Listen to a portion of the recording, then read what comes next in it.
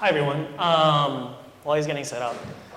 Like you said, my name's Andrew Chen. I'm a product director at Gilt. I lead international growth as well as personalization and a number of other product areas. Before I get into the content, I gotta ask, who in here is working on a product or has aspirations to be designing or building a product that has international scope or implications? Raise of hands. Cool. A lot of people. It's good. We're a global world. We got to build globally. So what I want to share today is really a lot of our learnings, successes, and maybe more importantly, our failures around what we did over the last number of months at Gilt in order to really design for our Chinese customers. But as any good product person, you've got to establish, why are we doing this? What's the point? And just for a little bit of background, Gilt launched internationally in 2011. We probably sell to over 100 companies at this point, 100 countries at this point in time. But really, it's a US site that happens to have international shipping, and that's really all it is. But as we're seeing more and more growth come from these countries, we're like, hey, we should actually take a look at what these international customers are seeing and doing, and we should actually be serving their needs. And so we looked at all the countries that are really interesting to us, and China obviously has been really interesting. It's been in the news with a major IPO, obviously, with Alibaba. But why China? It's a $102 billion luxury market. And so that sounds pretty good for the Gilt customer base. But not just that, 60% of luxury goods are bought overseas. Well, Gilt's overseas, so there's another good point for us. Chinese customers tend to have a preference to shop online and on mobile, which is slightly different than more of the Western customers. And then we were seeing some just insane numbers. Last year, Singles Day, 11/11, they did $6+ billion. This year, $9.3 billion in a single day. So we're like, these are huge, massive numbers, and Gilt has got to become a part of this. So we're like, okay, there's a really large market opportunity. So we were saying, okay, how do we serve our Chinese customers? What is MVP? Well, I have to say we had a pretty low bar. We're like, we just need to design to allow our Gilt Chinese customers to be able to shop, purchase, and interact in ways most familiar to them. I mean, that's pretty standard for any type of shopping site. And so we set out to understand, okay, what are Chinese customers used to? How can we build and how can we design for the Chinese customer? So we started looking at a lot of our competition. And we wanted to evaluate, it started as a design exercise. It started out as, okay, let's go visit these sites and see what Chinese UX looks like. So we took a look. One example was VIP Shop, which is kind of a luxury retailer that has a huge presence in China. And we took a look, and we noticed a few things that were very different than Western UX. First, there's a lot of sites that have a scrolling sidebar. You see on the very left over there. And that's just something that a lot of Western e-commerce companies weren't used to. There's a lot more use of infinite scroll. There's that, I think, historic Etsy study that was done around implementing infinite scroll in e-commerce, and actually didn't do well at all. Here, apparently the Chinese customer is very used to infinite scroll, so that was kind of counter to our own intuition. You can tell that the pages are really busy, they're very full. There's just a lot going on. But if you look at any Chinese site, that's kind of what you see. And there's just a ton of site ads floating all over the place. And every single site has this. We're like, this is crazy, this blows our mind. You show this to our design team, and they're just like kind of balking. And they're like, we can't design for this. It's true. And so we took a look at some other companies. Alibaba, everyone knows Alibaba, the largest tech IPO in history, $25 billion IPO. And what we also found about the Chinese customers, they were very used to marketplaces. They go to one place to buy everything, and Alibaba kind of has a monopoly on that market. Again, the $9.3 billion on Singles Day, that probably 75% of that went straight to Alibaba. Everyone goes to Alibaba to buy this stuff. They've got a large network of marketplaces, Taobao, Tmall, Alibaba itself. And so it was really interesting to take a look at, okay, what are Chinese users used to here? And there's another thing that they do in China that we don't do here. Every single product click opens a new tab. So I don't know about most people, but for me, that's just really, really annoying. You're talking about every single product we're looking to, you're talking about like 10, 20, 30 tabs that are immediately opening. And so we really had to ask ourselves, what are we going to design for? We've got the Gilt brand, we've got what we're known for and how we've designed for our user. How much do we design for the Chinese user? And similarly, later on, for the Korean user, the Russian user, whoever it might be, how specific do we have to get? And so we had to really look at that and see what we will and won't design for. We have to balance our brand and the brand principles that we have with what those users are looking for. But then the other thing that popped up was that it really isn't just about the front-end on-face user experience. It is the entire end-to-end experience that's important here. Because we're like, okay, what are people used to? Well, if you have a Chinese customer come to our site, what are they experiencing? One, they can't navigate in their own language. It was all in English. So only people who could read English could actually buy and purchase on our site. Two, we discovered that, we weren't actually offering most of the payment methods. So imagine going to a store and not being able to use any of your credit cards to make a purchase. That's a pretty big obstacle to converting on the site. Three, accessing cheaper shipping rates. We were really making it kind of cumbersome for Chinese users to ship from us. And then four, if there were ever any problems, FAQs, customer service, did we have people that I could actually talk to our customers? We're creating a pretty bad shopping experience for our Chinese customers and our non-English speaking customers internationally. And so we had to reevaluate everything that we wanted to do if we were really to serve the Chinese customer. And so we started out, we looked across the end-to-end experience, but one of the most important things that helped with our success in this venture was guanqi. This means relationship in Chinese. And for those of you who have ever been to China or understand Chinese customs, the relationships are super important. It's embedded in the law. You can't open a foreign company in China unless you actually have a legal partner that is from China to do business there, right? And so for us, we were really fortunate because we got to work. Alipay actually approached us and Alibaba approached us, and they were like, we want your product. How do we get into China? Let's work together. And so it really was that spark of that first relationship with Alipay that allowed us to move forward and evaluate, okay, if we're going to do this, let's do this. We need to hit, what we created was a project called Project 1111, Singles Day. Our goal was to be alive with a good user experience by November 11th of this year. And so we literally had 5 months to bring together all the engineering teams, all the design teams, and everyone across the entire company necessary to be ready for this day. It was definitely a mad dash and mad scramble. And the thing is we didn't know what we didn't know. We knew we probably needed a new payments platform. We need to localize the site, all of which I'm going to talk about. But there's also a lot of stuff that we didn't find out until we were fully into the process. So the first thing that I'll talk about in terms of what we had to do in the 5 months that we built this was we needed to create a system for localization. We're like, okay, obviously we should show our site in Chinese. How do we do that?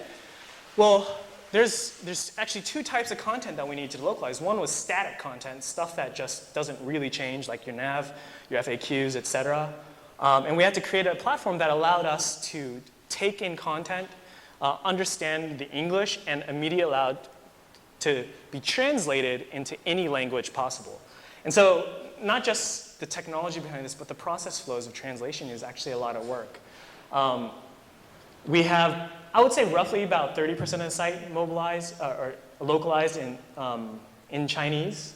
And even just that 30%, we've seen substantial increases in conversion. It's just like, oh, now I understand what this product is, or now I understand what this button means. It makes a big difference. But there's a ton that we haven't localized yet, and this is what we still have to work on. We have product coming on the site every single day. That means translations of new product descriptions have to happen almost on a daily basis instantaneously, and we haven't created that system yet, and that's something that we need to build and create for. Like I talked about earlier, payments is super important. All we were offering was PayPal, Amex, Mastercard, and Visa, none of which Chinese people use, if we're talking about the majority of the Chinese population. So we're like, okay, we took a look, Alipay approached us, and we were like, okay, what can we provide as a vast majority of the market? Well, if we integrated Alipay and UnionPay, then we've covered 75% of what e-commerce transactions are in China. And so that was just, obviously, it's just a really important thing to do. And the integration of a new payment platform really highlighted to us the deficiencies of like, you know what? There's so many different countries that have so many different local payments, and this is essential to the user experience. You find a nice Prada bag that you love, you put it in your cart, and you go to checkout and you realize, I can't pay for this. Like, I want to give you $10,000, but I cannot give you $10,000 because you're not taking my payment platform, right? So that was really important for us. Shipping is starting to be, logistics is not sexy, but it's really, really important. In our old model, we used a kind of all-around shipping provider that sometimes it would take 30 days plus to get product to people. But if you read any of the TechCrunch articles about the logistics revolution that's happening in China, there is 3-hour same-day service now in China. These are the types of expectations that we have, that the Chinese users have. One of the reasons that I love Amazon is because I have Prime and I get guaranteed 2-day service, and I love that, right? If you think about Chinese users who are now expecting same-day service, then this 30-day shipping is just no longer going to cut it for us. So the question for us is, how do we integrate new shipping providers to help with that user experience? How do we design for the shipping experience so that it is cheap, it's enjoyable, people can pay for fast service if they want, but they can also have fast, cheap service? Mobile is huge. There are more mobile internet users in China than desktop. And so we knew we had to build localized versions of our mobile apps. And already in Asia, China, Korea, et cetera, we have greater than 50% penetration and activity happening on our mobile platform. On Alibaba, with 43% of our transactions happening on mobile, so we knew we had to build a product that was usable and readable for our users. But one of the things is anyone who does mobile development knows mobile development is a lot slower than site development. So we don't have Alipay on our mobile platform yet, and that's a major flaw, and we need to fix that. We know that mobile is a must-do for anyone who's trying to do business in China. Here's something that this is something that we discovered later on. We didn't really think about this. So Gilt works with Akamai and Carpathia, and we have CDNs. Except the CDNs don't work in China. You have to have what is called an Internet Content Provider license. That means unless you have a partnership and are a recognized entity in China, you cannot store your content in China. Which means no matter what we do, we had CDNs in Thailand and Japan and just around China, but we were measuring the Chinese page load rates, and it was, for some pages, upwards of 10 seconds. We're like, this is unacceptable. Like, people can't shop with those types of page loads. And we knew it would be a year, 2 years plus before we got a ICP, because it's part of actually being physically present in China. So we had to make decisions around optimizing our site and the page load times. We cut out a ton of JavaScript. Unfortunately, we had to not load a lot of our fonts. We had to make a lot of design compromises so that we could ensure that the page load times were actually good enough for people to shop. And this is one of the things that came up. But we were able to reduce, on some pages, upwards of 50% of that page load, which is a major success for us. And so now we have to, from this point on, we're like, okay, how do we maintain these faster page load times, but still try to give an optimized design experience? Another thing that we discovered a little bit later on is the social experience in China is absolutely essential. We learned from some partners that Chinese users do a ton of research before they make a purchase. There's so many quality control issues. There's so much counterfeit goods in the market that both companies and products need to be verified over and over again before a user will make a purchase. And so for us, having an established presence on Weibo and WeChat was absolutely essential. But not just having an established presence so that we're validated as a company, we need to get that V. So that V is kind of like sort of Weibo/government verification that we are actually a legitimate company and that this is our official account. For us, Weibo has been absolutely essential in establishing our brand, in speaking to our customers, in talking about what we do, and verifying to them that, hey, our stuff is good, it's authentic, and it's real. That's really, really important to the Chinese user, and it's something we take totally for granted here in the US. Like, oh yeah, this is real product, right? Like, you don't need a seal of verification or something. But in China, that's not the case. That social verification is absolutely essential. And so we also had to answer the customer service question. We had to figure out, okay, people in China could buy, but what if they have problems? What if they couldn't find their package? What if they need to return something? Well, do we have people that actually could talk to them?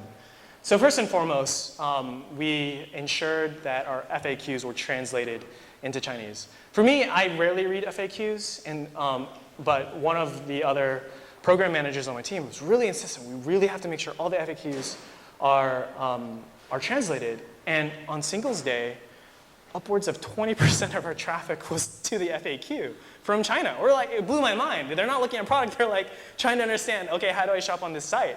And totally proved me wrong that, yes, we need to have translated FAQs. People want to understand, where's my package? How can I make purchases? Am I covered if something's broken, et cetera?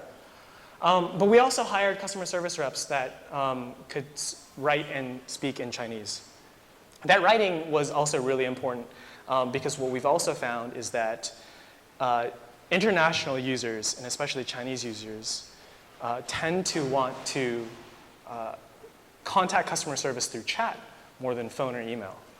So even though we are normally 85% US customers, 60% of all our chat transactions are international customers. So we discovered chat's super important, and having people who can actually speak Chinese in chat was really important. So what? After the 4 to 5 month effort, what did we achieve? Well, we now have a presence with Chinese customers. People are starting to understand who Gilt is. We saw enormous increases in revenue. I would like to be able to tell you how much, but I don't think I can. We saw huge increases in daily new users.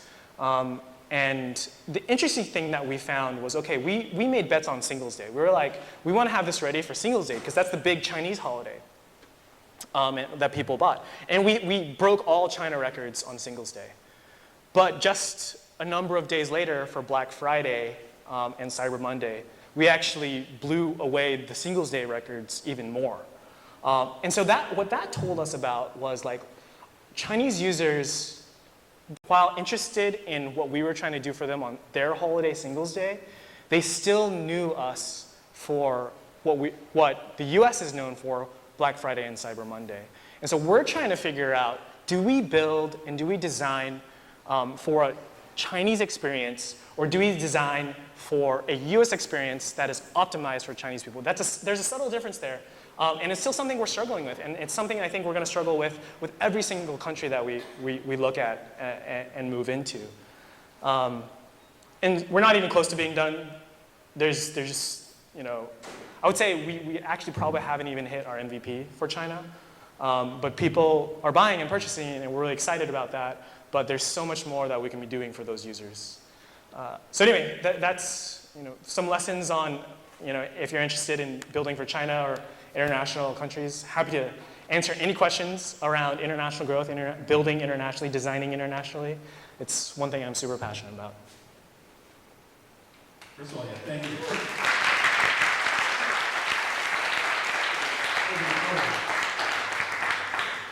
So questions? Over here. Abe Geiger Krissi Management. Can you tell us a little bit more in terms of how you modified your mobile site? You talked a lot in terms of your website. What did you see there? Was it different? What trade-offs did you make? Did you still have a still crowded website, or was it something different? That's a good question. So in order to make our timelines, all we did was really focus on localization, making sure people minimally could read our site. For us, we had our desktop site and then our mobile HTML site, a responsive site, and those kind of go hand in hand. When we do that work, it comes together. For our mobile iOS app and our mobile Android apps, we had to do additional work to make sure that our localization platform was integrated into those apps. And so we got the minimal experience of the localization of the language, but we have not made decisions on UX localization yet because it's a larger conversation. And the question is do you build specifically for China? Do you build for Asia? What happens when you want to go into Russia? Do you build another version of the site? And so I think these are all things we're struggling from both a product development and a design standpoint, and really trying to figure out for ourselves what investments do we make and what we don't. So some of those we don't have answered yet.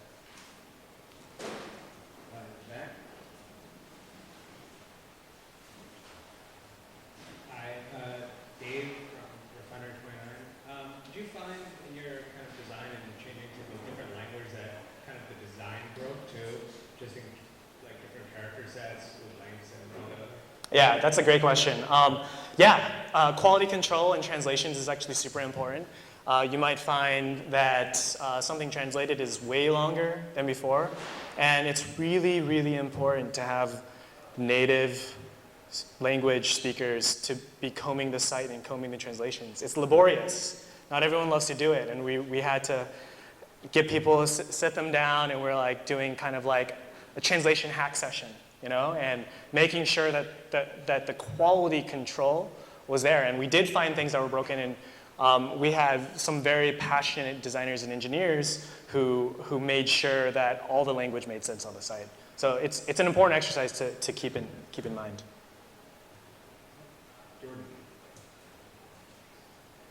Actually, I wanted to follow up on the previous question. I thought it was a really interesting question